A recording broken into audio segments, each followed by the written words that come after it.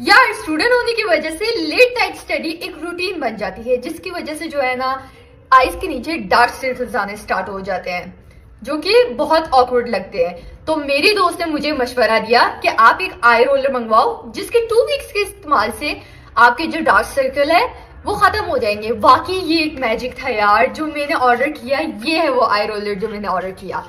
So guys, ये मैं आपको खुद यूज करके दिखाऊंगी, बिकॉज मैं खुद भी ये यूज करती हूँ। एज यू कैन सी, अब मैं आपको इसको यूज करने का तरीका बताऊं। इसको यूज करना ना यार बहुत ही ज्यादा आसान है। All you need to do is के आप जब यहां से पंप करोगे इसको, ये जो सीरम है यहां से बाहर आ जाएगा, and then you can apply it इस तरह से।